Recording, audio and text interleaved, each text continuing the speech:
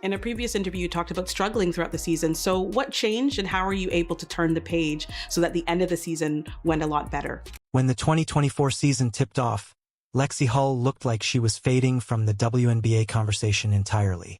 Just 2 years earlier, she had been the 6th overall pick, a player who carried herself like a future franchise piece and championship leader at Stanford.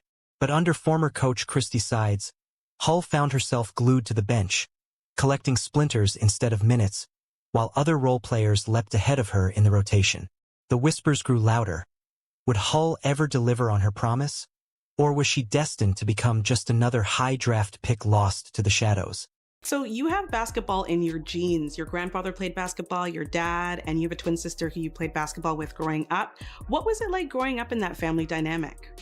Well, we have a super competitive family, and having my dad play basketball collegiately, knew that basketball was going to be put in my hands at an early age, but my parents were, super excited about having us try every sport imaginable. So yeah, we grew up, my sister and I, playing a little bit of everything. For Hull, the opening stretch of 2024 was brutal. Despite her draft status and decorated college career, she couldn't crack the regular rotation.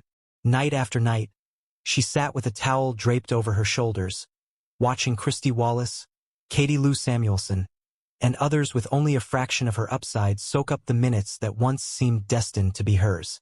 I think it was important to get to know her off the court because I do think that, connections, getting to know people really play a part in the success of teams. Then the 2024 season tipped off. The arrival of Lexie Hull looked like she was fading from the WNBA conversation didn't just alter the Fever's lineup. Just 2 years earlier, it completely redefined the franchise's identity. She brought a player who carried herself like a future franchise piece, an electric championship leader at Stanford, and a gravity that under former coach Christy Sides. Suddenly, the offense glued to the bench, the chemistry had collecting splinters instead of every player's path, while other role players leapt ahead of her in the rotation. Clark's debut wasn't just another teammate joining the roster. Would Hull ever deliver on her promise? It was a lifeline. Or was she destined to become just another high draft pick lost to the shadows? Let's go. She's been called the clutch player by WNBA fans, and she was drafted to the W in 2022 with the Indiana Fever in the first round as the 6th pick. I'm talking about professional basketball player Lexie Hull. In recent interviews with She's for Sports and the Dunker Spot, Paul spoke with striking honesty. She detailed what really unfolded inside that locker room, how Caitlin Clark's arrival completely altered the course of her career, and what it means for the Fever to transform from a struggling mess into one of basketball's most compelling stories. This isn't just about the revival of one player. It's about leadership, redemption, and a cultural shift that could define the future of the Indiana Fever. At the beginning of the season, my playing time definitely looked different than it did at the end. So trusting that, I was staying ready, putting in the work so that when I did get the minutes out on the court, that I could take full advantage of them. So I was just really proud of myself for trusting the process and staying the course. The stung. The shift from Stanford standout to Indiana benchwarmer tested Hull just as much mentally as it did physically.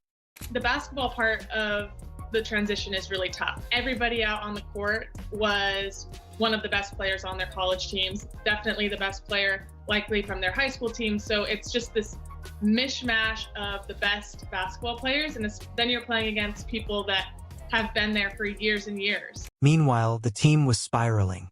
The Fever stumbled out of the gate with a 1-8 record, a bleak start that left Indianapolis fans desperate for answers.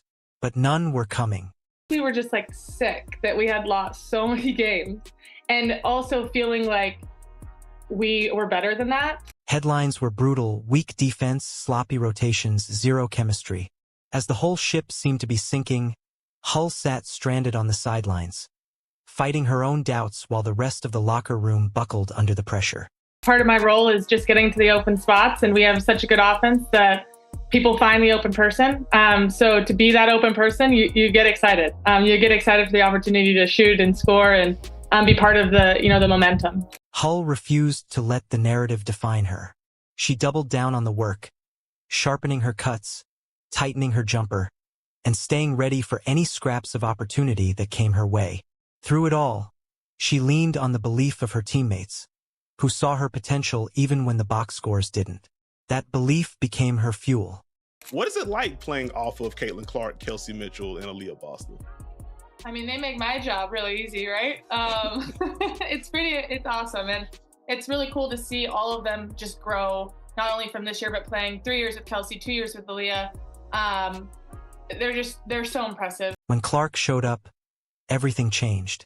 As soon as Caitlin stepped into the locker room, it felt like the lights came back on. Energy returned to practices, arenas filled with fans, and Indiana was no longer a punchline. The Fever quickly rose to the top of the league's ticket sales.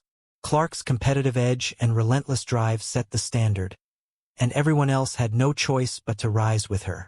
And I think it's really fun because they garner so much attention, obviously, from the other team's defense. So then it allows the other players, me included, to make cuts, make reads, and they're really good at finding, those openings and giving the ball up when it's needed and finding the better shot. So it's really fun, and I feel really lucky to get to play with them. We practice against guys, and if they're not winning, Caitlin will do everything she can to push them to compete, Hull said with a laugh.